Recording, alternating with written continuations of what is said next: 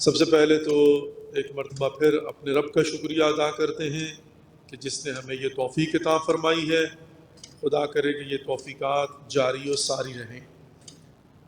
سلسلہ گفتگو پہلے دن مقدماتی گفتگو تھی، اور کل جو ہے وہ تھوڑا سا کچھ مسائل جن کا تعلق آج کے زمانے سے، عزاداری سے، سوشل میڈیا سے، جن کو سمجھنا سمجھانا ضروری ہے، اس پر روشنی ڈالی تھی.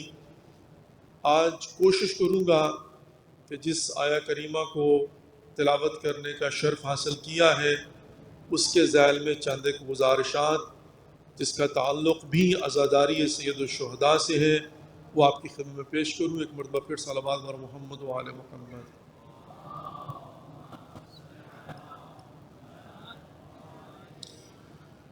وَمَن يُعَظِّمْ شَعَائِرَ اللَّهِ فَإِنَّهَا مِن تَقْوَى الْقُلُوبِ. جو بھی شعائر الہی کی تعظیم کرے گا یہ تقوی قلوب ہے، دل کا تقوی ہے. فَإِنَّهَا مِن تَقْوَى الْقُلُوبِ. دو باتیں، دو موضوع، ان کا آپس میں تعلق اور اسی کے ذیل میں ساری گفتگو. مرکز و محور دو چیزیں: نمبر ایک شاعر اللہ، نمبر دو تقوی. اب چاہے شاعر اللہ کو پہلے اور تو مستقل تقوی ایک موضوع ہے، ایک بہت بڑی جو ہے وہ بحث ڈسکشن ہے. قرآن پاک میں جب ہم دیکھتے ہیں تو اللہ رب العزت نے شاعر اللہ کی خود سے بھی تشریح فرمائی ہے. دو موارد کم از کم ملتے ہیں. ایک تو ان الصفا مروہ من شاعر اللہ ہے، صفا اور مروہ. اب اس کی بیک گراؤنڈ کیا ہے صفا کی؟ یہ خانہ کعبہ کے اندر دو پہاڑیاں ہیں، صفا مروہ. اور اس کی بیک گراؤنڈ کیا ہے کہ جب اللہ رب العزت کی طرف سے حضرت ابراہیم علیہ السلام کو قرآن کے ایک خاص مرحلے میں، حضرت ابراہیم علیہ السلام نے مختلف کے اندر امتحان دیا ہے، قربانیاں دی ہیں، اور اس کے بعد پھر انی جاعلک للناس سے امام کی تھی، جہاں پر جا کر حضرت ابراہیم نے کہا تھا وہ یا رب من ذریتی، میری ذریت میں سے یہ امامت کا سسٹم. تو وہاں کہا کہ لا ینال عہدی الظالمین، ظالمی تک نہیں پہنچے گا. یہ الگ بحث ہے. لیکن بہرحال یہاں پر ہم دیکھتے ہیں کہ اس کی بیک گراؤنڈ کچھ اس طرح سے ہے کہ حضرت ابراہیم علیہ السلام جن سے پروردگار نے مال کا امتحان لے لیا تھا، سبوح القدوس ربنا ورب الملائکۃ والروح، جب پروردگار کی راہ میں صرف ذکر کو سننے کے لیے حضرت ابراہیم علیہ السلام نے جو کچھ تھا وہ قربان کر دیا. اور حتیٰ آخر میں جا کر کہا کہ اگر تو کنٹینیو کرتا تو میں خود اپنے آپ کو تیری غلامی میں دے دیتا اس ذکر کو سننے کے لیے. امتحان الہی تک کامیاب ہوئے. اب مرحلہ بمرحلہ. اب ایک اور ٹاپک ہے، میں اس کو چھیڑنا نہیں چاہتا ہوں، جلدی سے آگے بڑھنا چاہتا ہوں، چونکہ ظاہر ہے یہاں پر ایک پوری کی پوری تاریخ اس موضوع کے اوپر قائم ہے. اور میں سمجھتا ہوں کہ اگر وقت ہو تو ان باتوں کو بھی سمجھنا اور سمجھانا ضروری ہے. حضرت بی بی ہاجرہ اور حضرت بی بی سارہ، یہ دونوں بیویاں ہیں حضرت ابراہیم علیہ السلام کی. اور ظاہر ہے حضرت اسحاق جہاں سے نسل یہود آگے چلی ہے، اور حضرت اسماعیل جن کی نسل میں سے ہم مسلمان ہیں، اسی لیے یہودی ہمیں قزن کہتے ہیں، چچا زاد کہا جاتا ہے. تو بہرحال یہ ایک بڑی خوبصورت ہسٹری ہے، اور اس کے اندر بھی بہت ہی ظریف نکات ہیں، اور اس کے لیے بھی بڑے پیغامات ہیں اس کے اندر، بالخصوص فیملیز کے لیے، میاں بیوی کے رشتے کو سامنے رکھتے ہوئے. لیکن یہ میرا موضوع نہیں ہے، مگر یہاں پر اتنا ضرور کہوں گا کہ حکم الہی پر حضرت ابراہیم علیہ السلام اپنے نومولود بچے کو اپنی بیوی سمیت، یعنی بی بی ہاجرہ سمیت، اس وادی ذی زرعن کے اندر چھوڑ کر چلے جاتے ہیں. یہ بات ذہن میں رکھیے کہ یہاں پر بھی جب حضرت ابراہیم علیہ السلام نے حضرت اسماعیل اور بی بی ہاجرہ کو وہاں پر چھوڑا ہے، تو بی بی ہاجرہ، وہ جو بیک گراؤنڈ ہے اس کو میں چھوڑ رہا ہوں، لیکن بی بی ہاجرہ بعض بیک گراؤنڈ کو سمجھتے ہوئے انہوں نے اصرار کیا تھا، کہا کہ یا نبی اللہ اگر آپ کو یہ کنسرنز ہیں تو میں وعدہ کرتی ہوں یہ کنسرنز آپ کے ختم کر دوں گی، مجھے یہاں پر چھوڑ کر نہ جائیں. لیکن جب اسسٹ کیا اور آگے سے جو ہے وہ حضرت ابراہیم علیہ السلام کا ریاکشن رد عمل دیکھا اور یہ فائنڈ آؤٹ کر لیا کہ حضرت ابراہیم اپنی مرضی سے نہیں بلکہ اللہ کے حکم پر کر رہے ہیں، تو فوراً سر تسلیم خم کر دی. اچھا، اب یہاں پر یہ بات سمجھنا بہت ضروری ہے کہ جہاں پر بھی آپ کو اطمینان ہو جائے کہ یہ حکم الہی ہے تو وہاں پر سر تسلیم خم کر دو، دیٹس آل. پھر وہ کہتے ہیں نا رب جانے تھے حسین جانے. پھر اس کا نتیجہ کیا نکلتا ہے؟ تاریخ کے واقعات اس بات کی گواہی ہے کہ جب بھی تم ایسا کرو گے تو نتیجتاً یقیناً اللہ رب العزت کی طرف سے بہترین نتیجہ نکلے گا جو تاریخ ساز ہوگا. انسان اپنی مرضی سے چاہے کہ اس دنیا میں انقلاب لے آئے، قلوب کو منقلب کر لے، لوگوں کو اپنی طرف متوجہ کر لے. بلکہ میں اکثر یہ کہا کرتا ہوں کہ اپنے جوانوں کو یہ پیغام دیں کہ اگر آپ حتیٰ لوگوں کو متاثر کرنا چاہتے ہیں تو بھی اسے متاثر کریں جس کے قبضہ قدرت میں یہ سارے قلوب ہیں. جب وہ چاہے گا یہ قلوب آپ کی طرف منقلب ہو جائیں گے، اگر وہ نہیں چاہے گا تو جو مرضی کر لو. رزق چاہیے، رازق وہ ہے. آپ وسیلہ تو بنا سکتے ہیں لیکن ایٹ دی اینڈ اگلی جو ہے نا اسی سے مانگیے. خوب، حضرت بی بی ہاجرہ نے جب یہ فائنڈ آؤٹ کر لیا کہ یہ حکم الہیہ، خاموش ہو گئی، سر تسلیم خم کر دیا، رک گئی وہاں پر. اب وعدے غیر ذی زرع ہیں، لیکن بہرحال ہم یہ دیکھتے ہیں کہ یہاں پر اب جب پیاس لگتی ہے اور حضرت اسماعیل جو ہیں وہ پیاس کی شدت ماں کو پتہ چلتا ہے اور پانی ہے کوئی نہیں، آثار آپ ہے کچھ نہیں، تو یہاں پر جو ہے نا بی بی ہاجرہ وہ صفا سے وہ کیا کہتے ہیں ہرولہ کرتے ہوئے وہ یہاں سے جو ہے وہ مروہ جاتی ہیں اور پھر واپس صفا جاتی ہیں اور پھر واپس اسی طریقے سے جو ہے وہ صفا سے اتر کر اب صفا اور مروہ جو ہے وہ 7 شوط جس کو کہا جاتا ہے وہ بی بی ہاجرہ انجام دیتی ہے. اور جب آخری مرتبہ آتی ہے تو کیا دیکھا کہ جہاں پر حضرت اسماعیل نے ایڑیاں رگڑی تھی وہاں سے چشمہ جسے آب زمزم کہا جاتا ہے معجزتاً وہاں سے پانی نکلتا ہے. صلوات بر محمد و آل محمد.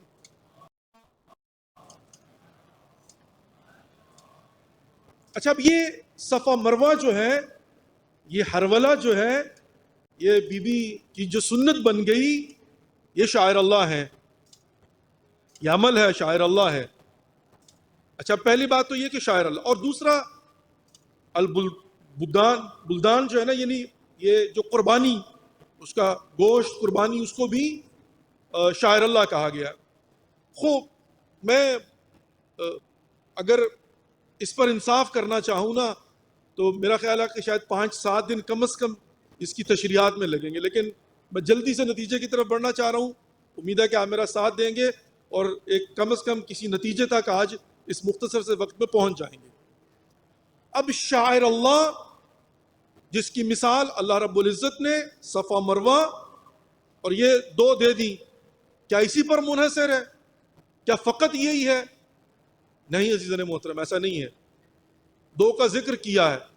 جیسے فار ایگزامپل اللہ رب العزت نے جو فروٹس ہیں، پھل، ان کا قرآن میں ذکر کیا ہے. کیا سارے پھلوں کا ذکر کیا ہے؟ بھئی ہم بحیثیت پاکستانی تو کہہ سکتے ہیں نا کہ جس کو ہم پھلوں کا بادشاہ کہتے ہیں آم، اس کا ذکر کیوں نہیں ہے؟ پوری دنیا پسند کرتی ہے. اب تو ایران میں بھی آپ کو ملنا شروع ہو گئے ہیں، تو کیوں نہیں ہے ذکر؟ اس کا مطلب کیا ہوا کہ تمام تر وہ ذکر ہونا ضروری نہیں ہوتا، لیکن قصلہ قضا بھی ہے. تو یہاں پر بھی شاعر تمام تر کا ذکر موجود نہیں ہے. فَإِنَّا مِن تَقْوَى الْقُلُوبِ کیا ہے؟ یہ تقوی قلوب ہے، شاعر اللہ کی تعظیم. تو اب نمبر 1 ہم نے سمجھنا ہے کہ شاعر الہی کون سے ہیں، اور نمبر 2 ہم نے دیکھنا ہے کہ تقوی کیا ہے. تو میں پہلے جو ہے وہ تقوی کو تھوڑا سا سمجھانے کی کوشش کروں گا اور پھر آئیں گے ہم کہ شاعر اللہ کون. اس لیے کہ یہ تعظیم شاعر اللہ در حقیقت وسیلہ ہے. اس کی مثال میں کچھ اس طرح سے دیتا ہوں.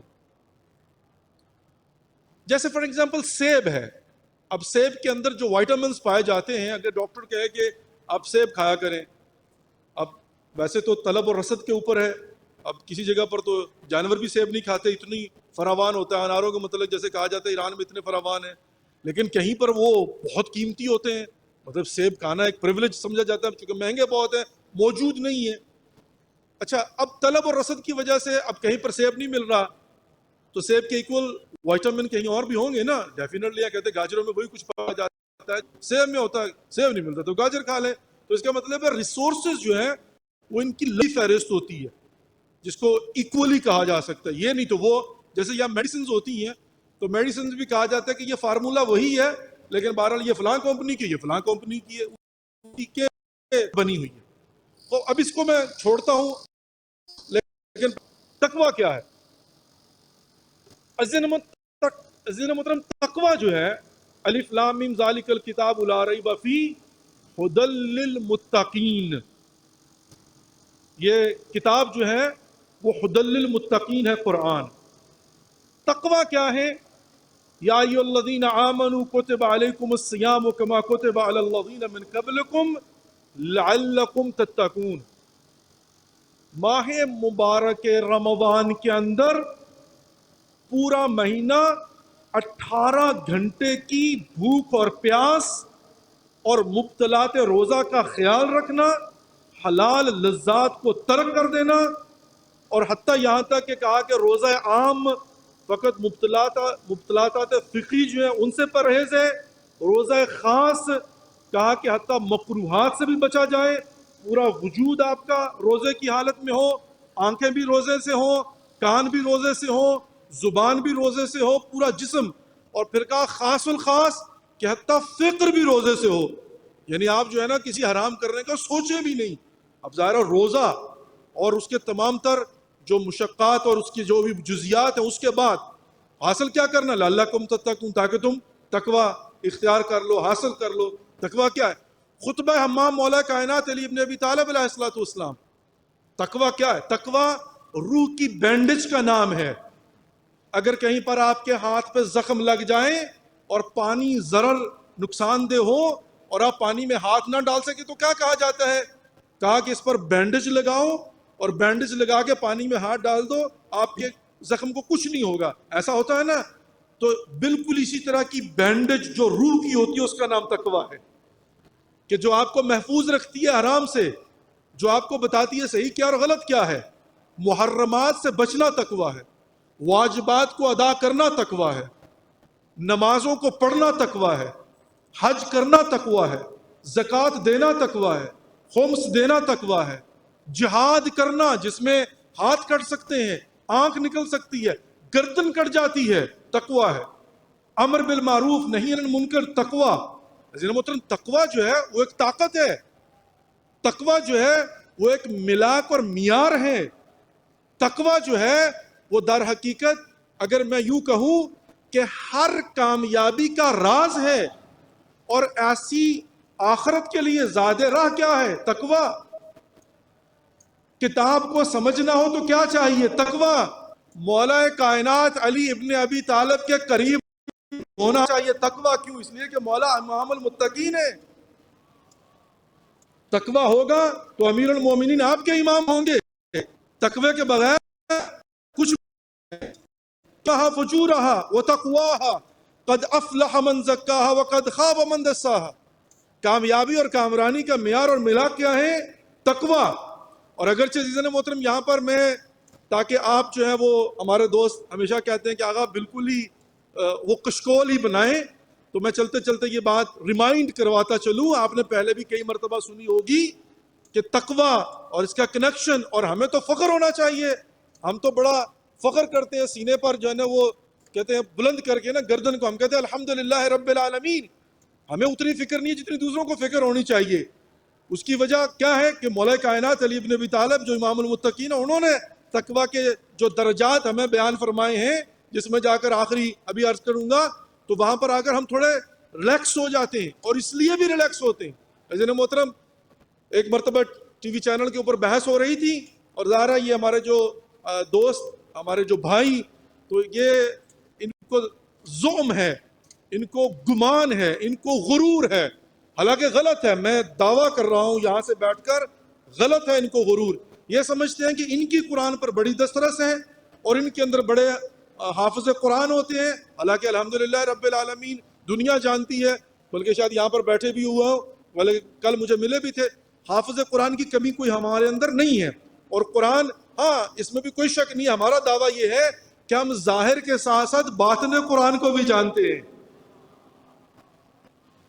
ہم جو ہے نا وَلَا يَمَسُّهُ الْمُطَهَّرُونَ، ہم باطن قرآن تک پہنچتے ہیں، ہم صرف ظاہر تک رکتے نہیں، آگے جاتے ہیں، اس لیے کہ ہم نے قرآن بھی جو ہے امام المتقین سے لیا ہے نا، تو ظاہر ہے ہم تو وہاں تک جاتے ہیں. خوب، اب ان کو زعم ہوتا ہے. تو ایک مرتبہ ایسے ہی بیٹھ کر گفتگو ہو رہی تھی لائیو چینل کے اوپر ماہ مبارک رمضان کی ٹرانسمیشن میں، تو وہاں پر انہوں نے جب بات ہوئی نا تو کہا کہ میں نے بلکہ کہا کہ ہدی للمتقین، قرآن جو ہے وہ باعث ہدایت متقین کے لیے. اب ان کو چونکہ بڑا زام ہوتا ہے تو فوراً انہوں نے کہا کیا مطلب جی قرآن ہدی للناس ہے، آپ کیسے کہہ سکتے ہیں ہدی للمتقین، یعنی فقط متقین کے لیے باعث ہدایت ہے؟ ہدی للناس، یہ تو انسانیت کے لیے باعث ہدایت ہے. اور پروگرام کا وقت ختم ہو گیا. اگلے دن پروگرام جب ہوا تو میں نے کہا بھائی وہ کل ایک سوال آپ نے کیا تھا ادھورا رہ گیا، مجھے اس کا جواب تو دینے دو. کہتے کل تو معاملہ ختم ہو گیا. میں نے کہا نہیں ایسا نہیں ہوا تھا، مجھے اس کا جواب دینے دو. کہتے بسم اللہ جی. میں نے کہا بھائی بات یہ ہے کہ بات انہوں نے صحیح کی، لیکن مجھے حق پہنچتا ہے، میرا حق بنتا ہے کہ میں اس کی تشریح کروں. میں نے کہا بھائی بات صرف اتنی سی ہے کہ آپ جو کہتے ہیں نا ہدی للناس، میں مانتا ہوں اس بات کو کہ قرآن انسانیت کی ہدایت کے لیے نازل ہوا، اس میں کوئی شک نہیں ہے، لیکن ہدی للمتقین قرآن کی پہلی آیت کے اندر الف لام میم ذالک الکتاب لا ریب فیہ ہدی للمتقین، اس کو آپ جھٹلا تو نہیں سکتے نا، یہ قرآن متقین کے لیے باعث ہدایت ہے. تو اب یہ بھی غلط نہیں ہے جو میں نے بات کی ہے، بات ان کی بھی صحیح ہے. تو ایک مرتبہ پریشان ہوئے کہ اس کا حل کیا ہوگا. میں نے کہا بھی اس کا سمپل سا حل ہے، اور وہ آج کے زمانے کے حساب سے میں ہمیشہ یہ مثال دیا کرتا ہوں، 12 یہ مثال دے چکا ہوں، بچوں کو جوانوں کو سمجھائیں ان کو بات جلدی سمجھ میں آ جائے گی. میں نے کہا بھائی سمپل سی بات یہ ہے کہ آپ یوں سمجھ لیجئے قرآن ہے سیٹلائٹ کی طرح، قرآن ہے سیٹلائٹ کی طرح. سیٹلائٹ کے سگنل جو ہیں وہ روئے زمین کے اوپر جہاں جہاں تک بھی فٹ پرنٹ ہوتا ہے وہ عموماً موجود ہوتے ہیں ہر کسی کے لیے، لیکن ان سیٹلائٹ کے سگنل سے فائدہ کون اٹھائے گا؟ جس کے پاس ریسیور ہوگا.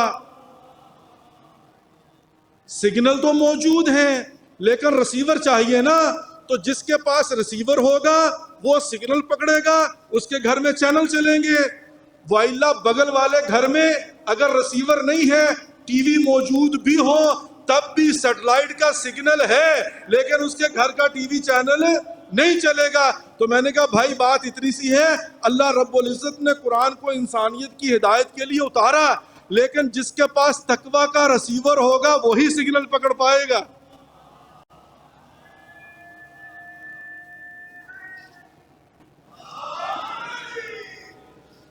ٹھیک ہو گئی بات؟ اب اگلا جملہ بیان کروں. مولا کائنات کے بیٹے امام حسین علیہ السلام کی بارگاہ میں بیٹھ کر بھائی یہاں پر بات ہو رہی ہے ریسیور کی. ہم ریسیور کی بات نہیں کرتے، ہم تو وہ ہیں کہ جو امام المتقین کے ماننے والے ہیں. ہمارے پاس تو ولایت علی کا بوسٹر موجود ہے.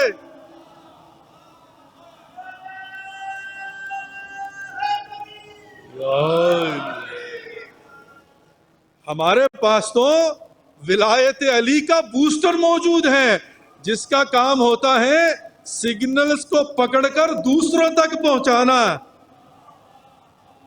نہ فقط ہمارے لیے بلکہ دوسروں کے لیے. ہم تو باعث، ہم تو وسیلہ ہیں. ہمیں تو کوئی دیکھے، ہمیں تو کوئی سنے، ہمیں تو کوئی سمجھے تو ہم تو خود باعث ہدایت ہوتے ہیں. خوب، اب یہاں پر ہدی للمتقین ہدی للناس تو بات ہو رہی تقوی کی. اگرچہ تقوی کے اندر وہ مرحلہ بھی ہے جس میں مولا نے فرمایا تھا کہ تقوی کیا ہے؟ خاردار جھاڑیوں میں سے ریشمی لباس پہن کر چلنا اور ایسے چلنا کہ کوئی ایک کانٹا بھی چبھنے نہ پائے. اور سننے والے نے کہا مولا پھر یہ ہمارے لیے تو نہیں ہو سکتا، ہمارے لیے تو ممکن نہیں ہے. مطلب کیا تھا کہ آپ بچپن سے لے کر سن بلوغت کو پہنچنے کے بعد سے آخر تک کوئی گناہ نہ کریں، دامن پاک ہو، ممکن ہی نہیں ہے۔ قربان جاؤں امام جعفر صادق علیہ الصلوۃ والسلام کے۔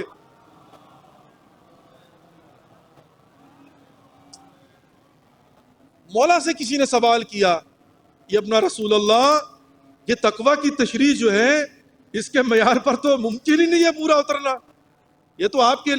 مولا نے فرمایا ہاں یہ ہمارے لیے ہے، یہ تمہارے لیے نہیں ہے۔ تو مولا پھر فرمائیے ہمارا تقوی کون سا ہے؟ امام نے فرمایا تمہارا تقوی کہ تم گھر سے نکلے۔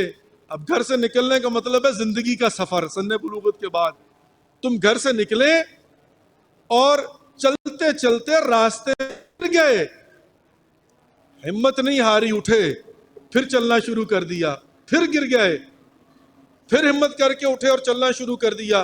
کہا گرتے پڑتے اگر حالت استادگی میں منزل تک پہنچ گیا، یہ تمہارا تقوی ہے۔ کیا مطلب؟ مطلب یہ کہ خدا استغفر ربی واتوب علیہ، گناہ سرزد ہو گیا۔ کہا گناہ سرزد ہو گیا تو گھبراؤ نہیں، فوراً توبہ کر لو۔ وہ ایسے ہی ہے کہ جیسے گرے اور پھر کھڑے ہو گئے، پھر خدا نہ خواستہ شیطان نے ورگلا دیا، پھر آپ نے گناہ کر دیا، مرتکب گناہ ہو گئے، پھر یہاں پر جو ہے نا وہ آپ گر گئے۔ کہا گھبراؤ نہیں، پھر کھڑے ہو جاؤ۔ تو عزیزان محترم، یہ تو ہمیں میں ایک مرتبہ پھر فخر عرض کرنے لگا ہوں کہ ہم یقین و انشاءاللہ حالت استادگی میں خدا بند متعال کی بارگاہ میں، یعنی حالت توبہ میں انشاءاللہ جائیں گے۔ کیوں؟ اس لیے کہ ہمارے پاس تو 14 راستے کھلے ہوئے ہیں توبہ کے۔ ہمت ہے نا، حوصلہ ہے نا بھائی۔ زائر کربلا کی زیارت کے لیے گھر سے نکلا ہے، زائر، عام زائر، اس نے نیت کی مجھے زیارت کرنی ہے مولا کی، اور کامل الزیارت کے اندر امام صادق فرماتے ہیں جب بھی کوئی زائر میرے جد حسین کی زیارت کے لیے آتا ہے، پروردگار اس کے گناہوں کو معاف کر دیتا ہے، آٹومیٹکلی حالت توبہ میں چلا جاتا ہے۔ اچھا عزیزان محترم، اب کیسے نہ ہو ہمیں ایک حوصلہ، امام صادق کا فرمان یاد ہے، بس یہ خیال رکھنا ضروری ہے۔ امام صادق گلی میں سے گزر رہے تھے اور ایک شخص نے امام کو آتے ہوئے دیکھا، وہ نارمل حالت میں نہیں تھا۔ اس نے جب دیکھا تو اس مدہوشی کی حالت میں بھی امام کو پہچان گیا کہ یہ امام ہے۔ جب اس نے امام کو دیکھا تو شرمندگی سے اس نے چہرہ اپنا جو ہے وہ دیوار کی طرف کر لیا تاکہ امام کے ساتھ سامنا نہ ہو۔ تو جب امام قریب پہنچے، کہا سنو، کیسی بھی حالت میں کیوں نہ ہو ہمیں کبھی پشت نہ کرنا، ہم سے دور نہ ہونا، تمہارے فائدے میں ہے، فائدے میں رہو گے۔ عزیزان محترم، تقوی لعلکم تتقون، بینڈیج، تقوی جو ہے وہ ایک بہت بڑا وسیلہ ہے۔ تقوی جو ہے وہ انسان کو صحیح راستے پر رکھنے کے لیے ہے، تقوی جو ہے وہ اس کے حصول کے لیے۔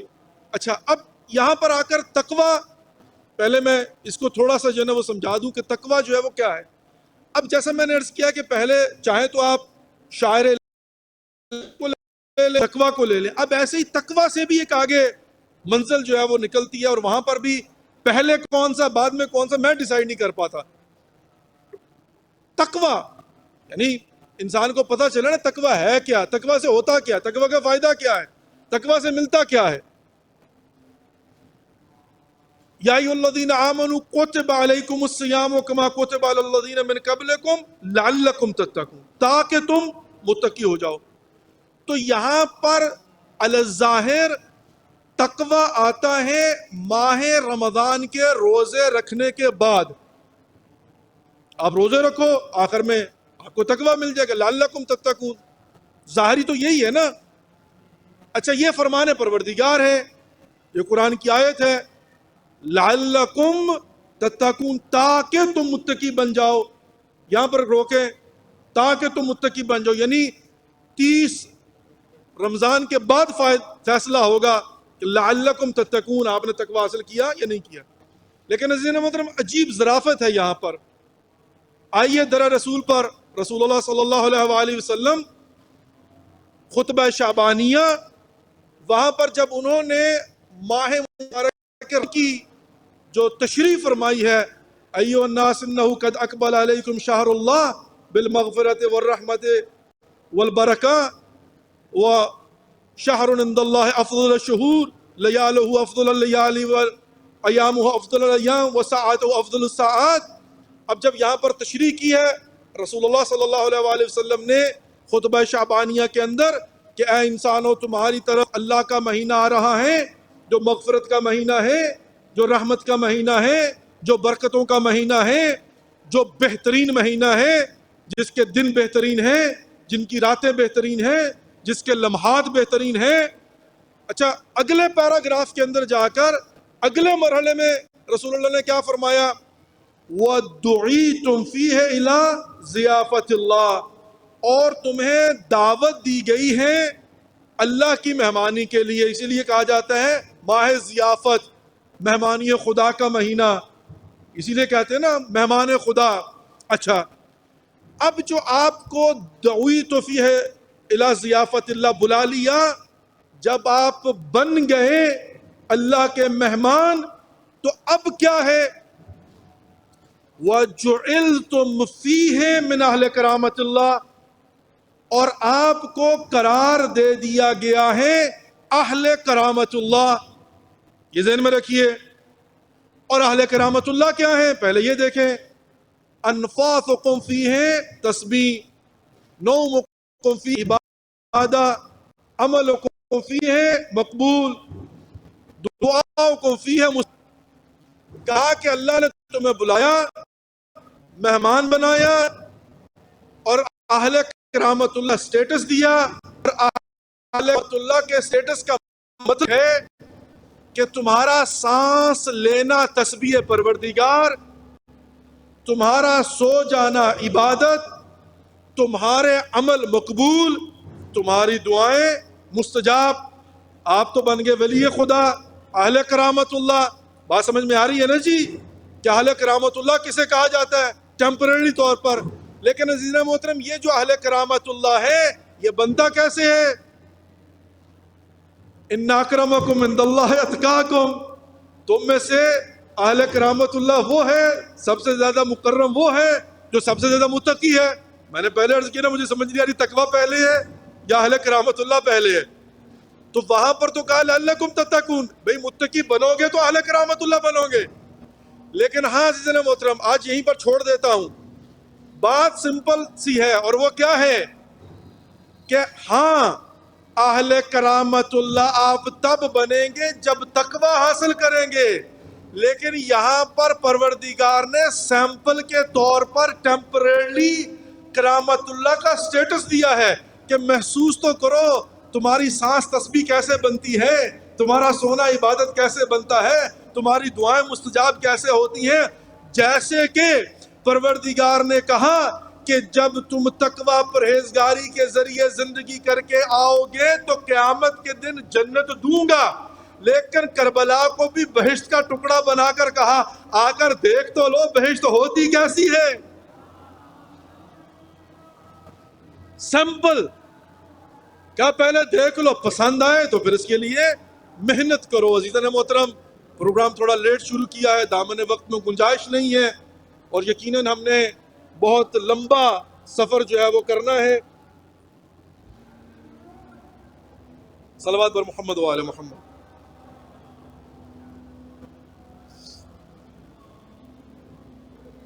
بڑی تیزی کے ساتھ ایام گزرتے جا رہے ہیں، پتہ ہی نہیں چل رہا۔ 3 محرم ہو گئی ہے، اور اگر چاند 29 کا ہو جاتا تو 4 محرم ہوتی۔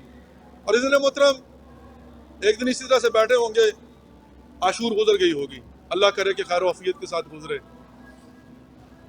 آج 3 محرم ہے، 2-3 باتیں عبادتاً تذکراتاً عرض کرنا چاہتا ہوں۔ لیکن اس سے پہلے ہم جو مولا کے مہمان ہیں،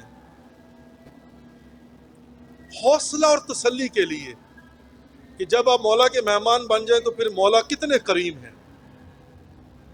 بہت ساری کتب کے اندر یہ واقعہ لکھا ہوا ہے، حتیٰ صحاب رحمت کے اندر بھی یہ موجود ہے جو شیخ عباس قمی نے لکھی ہے۔ کہ ایک نصرانی تھا، بصرہ کا رہنے والا تھا، تاجر تھا بہت بڑا.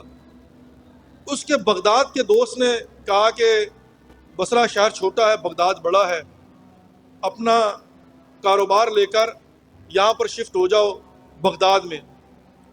خلاصہ کلام اس نے فیصلہ کیا اور قافلہ لے کے نکلا. راستے میں اس کا قافلہ لوٹ لیا گیا. وہ بالکل ہی بے یار و مددگار تنہا جنگل بیابان کے اندر راستے میں بھٹک رہا تھا. تو اس نے دیکھا کیا کروں، چلنا شروع کیا. کچھ دور گیا، حالت اس کی بڑی غیر ہو گئی، کپڑے اس کے وہ گرد و غبار کے اندر، بھوک پیاس سے بری حالت. کچھ دور جب جاتا ہے تو اس کو ایک قافلہ جاتا ہوا دکھائی. وہ گیا، وہ ڈرے اس سے. اس نے کہا بھائی میں بھی انسان ہوں، تمہاری سب کچھ میرا لٹ گیا ہے، تاجر ہوں اور بغداد جانا چاہتا تھا، مہربانی کرو مجھے قریبی شہر تک پہنچا دو، اس سے آگے میں پھر کچھ اپنا بندوبست کر لوں گا. انہوں نے اسے کھانا پینا دیا، کپڑے دیے، پانی دیا. وہ ان کے ساتھ اس نے کہا کہ میں تمہاری خدمت کروں گا. ان کی خدمت کرنا شروع کر دی. وہ نصرانی کہتا مجھے نہیں پتا یہ لوگ کون تھے، لیکن میں نے دیکھا کہ یہ رات کو آرام کرتے ہیں، دن کو سفر کرتے ہیں، اور اٹھتے بیٹھتے چلتے چلتے یا حسین کہتے ہوئے گریا کرتے ہیں. کہا کہ میں بھی ان کے ساتھ ان کی خدمت کرنے کے لیے سامان اٹھاتا تھا، ان کی خدمت کرتا تھا. کہا چلتے چلتے ہم لوگ ایک شہر میں پہنچے جس کا نام تھا کربلا. کہا جب کربلا پہنچے نا تو ان کی حالت بڑی غیر سی ہو گئی، بڑی عجیب سی ہو گئی. انہوں نے کہا نصرانی دیکھ، تیرا ہمارے مذہب سے دین سے کوئی تعلق نہیں ہے، تو نصرانی مذہب سے تعلق رکھتا ہے. یہ ایام اذاں ہے اور شب عاشور ہے، ہم اپنے مولا و آقا حسین ابن علی کی بارگاہ میں پرسہ دینے آئے ہیں. ہم نے لباس تبدیل کرنے ہیں اور کالے لباس پہن کر جانا ہے. اپنے لباس اور سامان تیرے پاس چھوڑ کے جاتے ہیں، تو بیٹھ کر اس کی حفاظت کر، اور ہم اپنی عزاداری کر کے واپس آئیں گے تو پھر دوبارہ تو آزاد ہوگا. یہ کہتا ہے کہ میں بیٹھ گیا وہاں پر. اب ظاہرہ میں کچھ کر نہیں سکتا تھا، سامان لے کے ان کی حفاظت میں بیٹھا ہوا ہوں، دوسرے معنی میں ماتمیوں کے لباس لے کر بیٹھا ہوا ہے. کیا 2 دن گزر گئے، دن کے بعد میں غنودگی کی حالت میں تھا. میں نے کہا کہ ایک انتہائی نفیس شخصیت وہ باہر ہے حرم سے، اور آ کر انہوں نے کہا ہے کہ لاؤ لسٹ میرے زائروں کی اور رضاداروں کی جو اس دفعہ زیارت کے لیے آئے تھے. کہا میں دیکھ رہا ہوں کہ ان کو ان کے ساتھیوں نے لسٹ دی. کہا مولا یہ لسٹ ہے. کہا دیکھو کوئی رہ نہ جائے لسٹ میں سے. کہا انہوں نے دوبارہ سے جا کر کہا کہ مولا یہی لسٹ ہے، جتنے بھی آئے تھے ان کا سب کا نام ہم نے لکھ دیا ہے.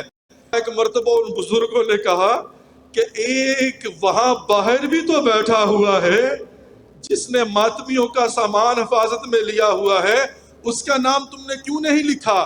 وہ کہتے ہیں مولا وہ آپ کی زیارت کے لیے تھوڑی آیا ہے، وہ تو نصرانی ہے، وہ تو سفر پر جا رہا تھا، راستے میں رک گیا ہے.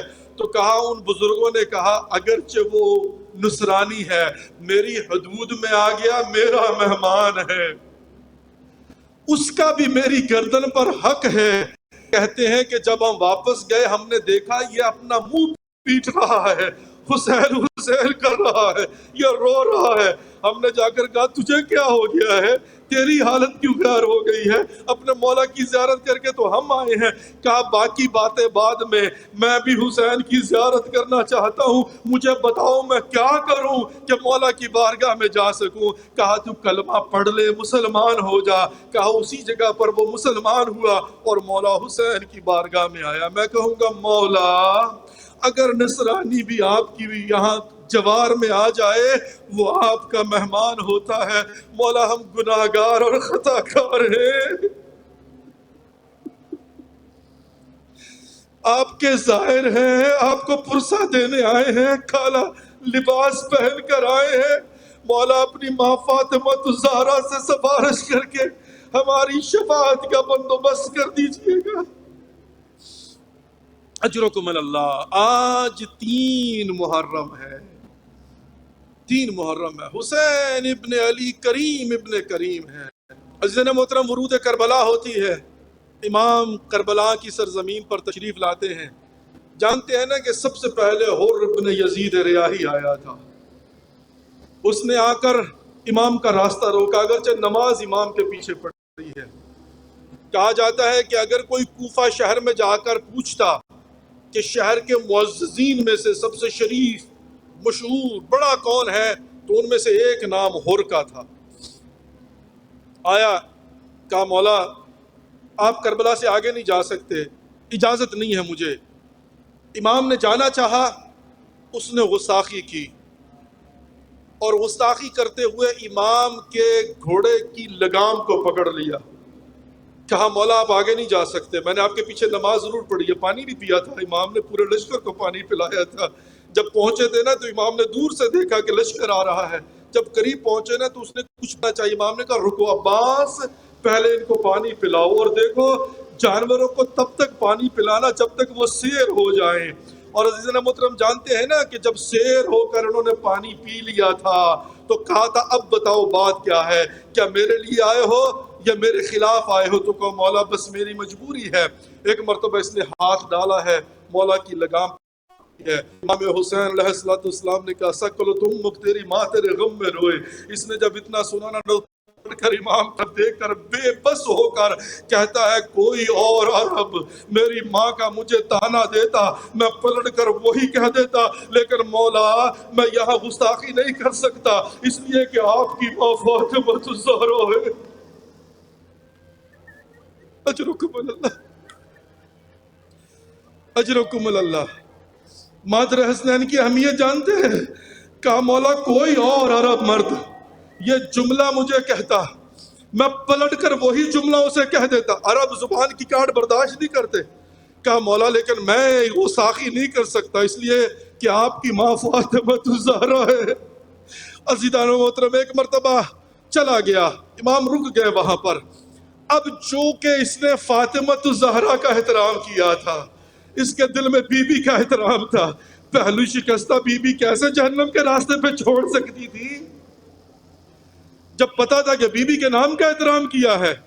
اب یہ کیفیت عجیب ہے، رات تک تڑپ رہا ہے، کبھی باہر نکلتا کبھی اندر جاتا ہے، بدن اس کا لرز رہا ہے.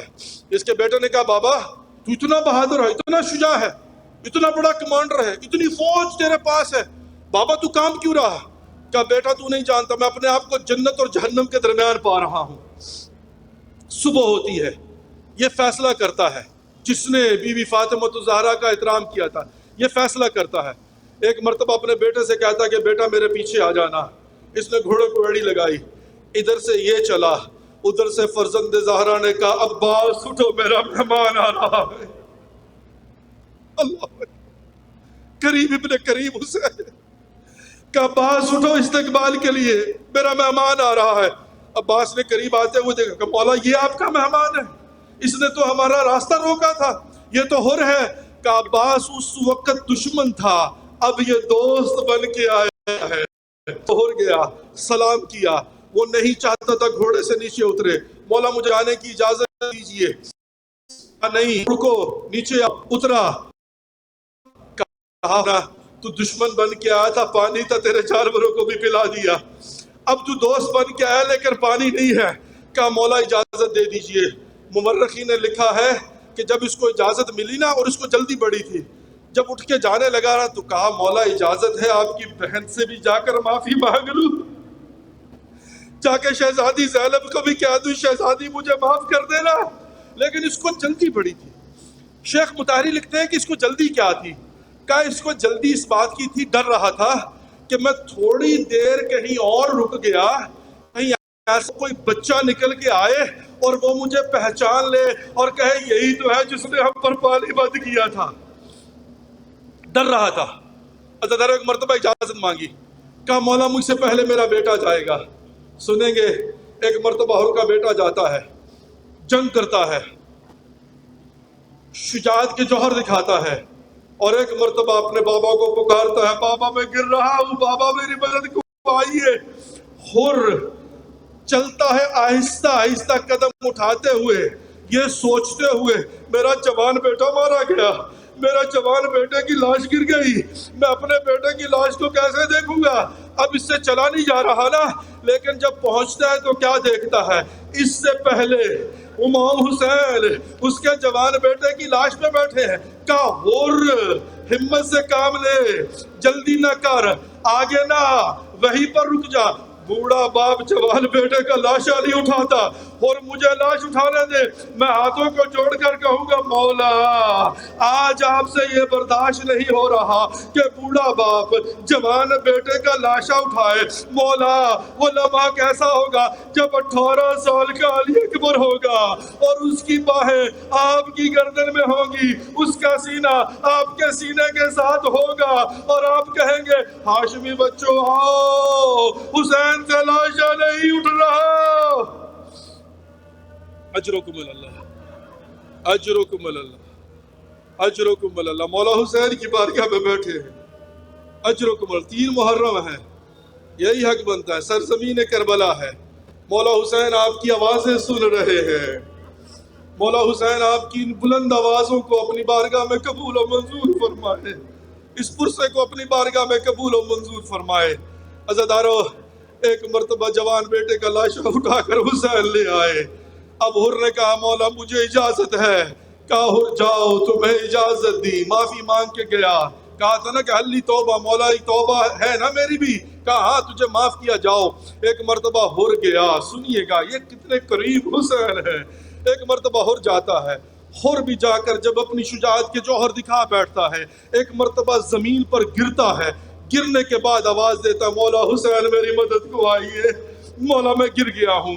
اب مولا حسین آتے ہیں حر کے لاشے کی طرف، تھوڑی دیر ہو جاتی ہے اور حر اپنے آپ میں گنگنا رہا ہے، مجھ جیسے گناہگار کے پاس حسین کیوں آئے گا؟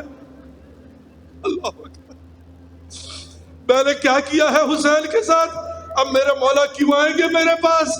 اب میری موت کا وقت آ گیا ہے، میں پکار تو رہا ہوں لیکن میں تو گناہگار، میں نے تو حسین کا راستہ روکا تھا، اب یہ اپنی ہی آپ باتیں کر رہا ہے۔ ایک مرتبہ ایک نرم ہاتھ حر کی گردن کے نیچے آیا، کہا حر آنکھیں کھول، میں غریب حسین آیا ہوں، میں تیرا مولا حسین آیا ہوں۔ ایک مرتبہ آنکھیں کھولی، توبہ قبول ہے، کہا تیری ماں نے تیرا صحیح نام رکھا تھا، تو دنیا و آخرت میں ہو رہا ہے۔ عزادارو دیکھا کہ سر سے ماتھے سے خون بہ رہا ہے، میرے مولا حسین نے جس ماں کی عزت کی تھی، میرے مولا حسین نے فاطمہ الزہرا کے ہاتھوں کا بنا ہوا رومال نکالا، اس رومال کو حر کی پیشانی پہ باندھا، کہا حر تو دنیا میں بھی آزاد، تو آخرت میں بھی آزاد، میں بھی تجھ سے راضی، میرا نانا بھی تجھ سے راضی، میرا بابا بھی تجھ سے راضی، ماں بھی تجھ سے راضی۔ اب عزادارو ہوتا کیا ہے؟ دفنا دیا جاتا ہے۔ شاہ عباس کے دور میں ایک مرتبہ یہ بحث ہوتی ہے کیا حر کی توبہ قبول تھی یا نہیں تھی، ایک مرتبہ فیصلہ کیا جاتا ہے، سارے لوگ اکٹھے ہوتے ہیں، حر کی قبر کو کھولا جاتا ہے دیکھنے کے لیے کہ حر کی قبر میں لاش کی کیفیت کیا ہے، دیکھا کہ تر و تازہ حر پڑا ہوا ہے، حر کے ماتھے پر وہی رومال بندھا ہوا ہے اور حر کا وجود تر و تازہ ہے۔ ایک مرتبہ یہ نکلتے ہوئے سوچتا ہے کہ حر تو ظاہر ہے اپنی معراج کو پہنچ گیا، اب اس کو کیا ضرورت ہے، یہ تو کربلا کا شہید ہے، میں اپنی شفاعت کے لیے فاطمہ الزہرا کا رومال اتار لیتا ہوں۔ عزادارو اس نے رومال کھولا اور نکلنے لگا، ایک مرتبہ تازہ خون حر کے وجود سے جاری ہوا، جتنے رومال باندھے خون نہیں رکا، آخر میں آواز آئی یہ رومال فاطمہ الزہرا کے ہاتھوں کا بنا حسین کی نشانی ہے، جب تک اس رومال کو اس سر پر نہیں باندھو گے قیامت تک کے لیے خون نہیں رکے گا۔